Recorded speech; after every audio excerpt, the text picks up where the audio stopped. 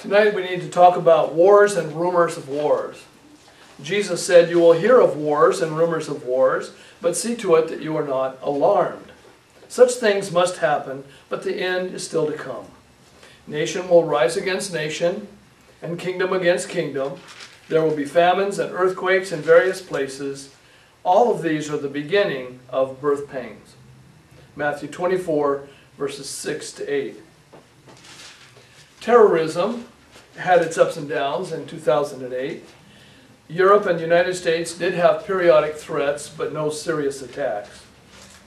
Iraq had the greatest number of casualties because of terrorism. The number of deaths is somewhere between 8,000 and 9,000, or an average of 25 deaths per day. The good news is that this figure is down 2/3 from the previous year. And Iraq did become a safer place in June of last year with the arrival of 30,000 additional troops in the operation known as the Surge. In Israel, suicide bombings went down considerably, and this was in part due to the ceasefire agreements with Hamas. I might add also that it had to do with that great wall that was built in Israel that kept people from crossing over from the Gaza Strip into Israel. But incessant rocket attacks by Hamas toward the end of the year caused much fear in Israel and resulted in a large-scale bombing campaign against military targets in the Gaza Strip. I'm sure you remember that. There were hundreds of casualties in this month-long battle that ensued. An ominous report was released in December. It was called Global Trends 2005, A Transformed World, and it was published by the National Intelligence Council. It warned that by 2025 the world will be tense and unstable and shadowed by war. There will be conflict over scarce resources, including food and water. We will be haunted by the persistence of rogue states and terrorist groups with greater access to nuclear weapons. This is their best intelligence about the way the world is going. We hear lots of reports about nuclear proliferation. In two countries especially, both of which were part of Bush's old axis of evil, Iran and North Korea are both developing nuclear weapons and also long-range missiles to deliver them. Iran's capabilities threaten Israel, the rest of the Arabian Peninsula, and Europe, while North Korea's plans threaten South Korea, Japan, and even the western coast of our own United States. Finally, I'd like to comment briefly on several rumors of war. There's wars, and then there's rumors of war. We have many wars going on. I think it was something like 40 of them at the end of the year. But rumors of wars are a whole separate category that's growing. And there's many categories of that. One of them is internet blogs and YouTube submissions.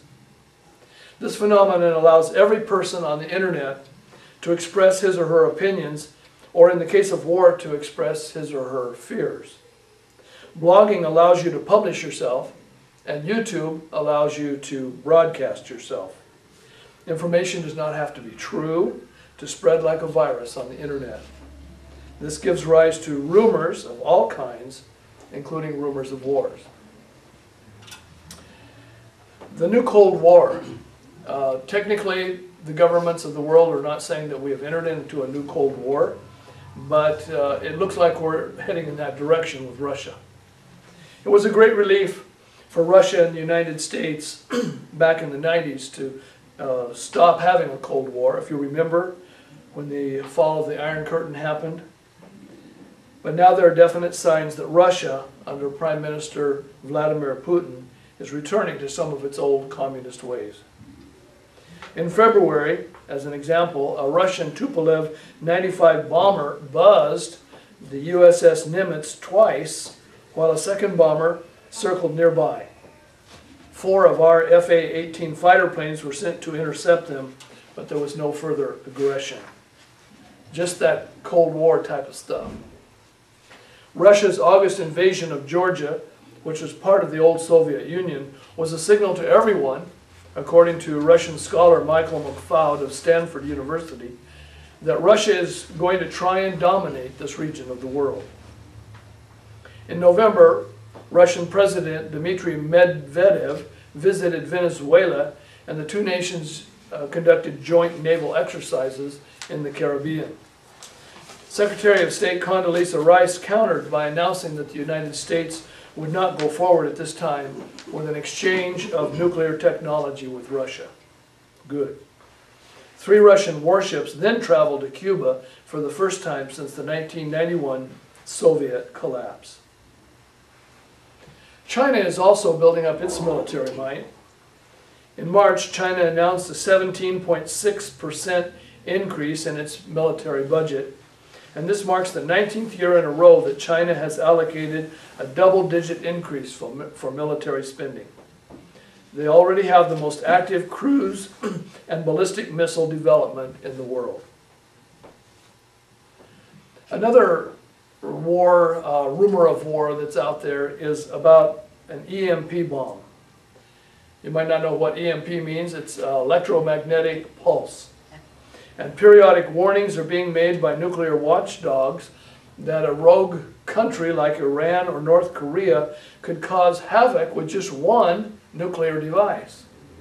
They could simply explode this one bomb at high altitude above the United States, and the electromagnetic pulse radiation would disable the country's electrical and communication systems. And we're not talking temporarily here. It means frying the parts in all the computers and the equipment. A last area to consider tonight is cyber warfare. Now that our whole culture is so dependent on the internet, authorities are concerned about 2 kinds of cyber warfare that could do considerable damage. The most obvious one is cyber espionage. This is no longer the domain of a few relatively harmless hackers. Large governments like China have developed the capacity to spy on a huge scale using the internet, and we know that they do it. The other threat is disruption of the internet. The country that's able to disable or subvert the web will have a great military advantage. Russia has already demonstrated this tactic by using it against Estonia. For more information, visit us at www.bible-prophecy.com. God bless.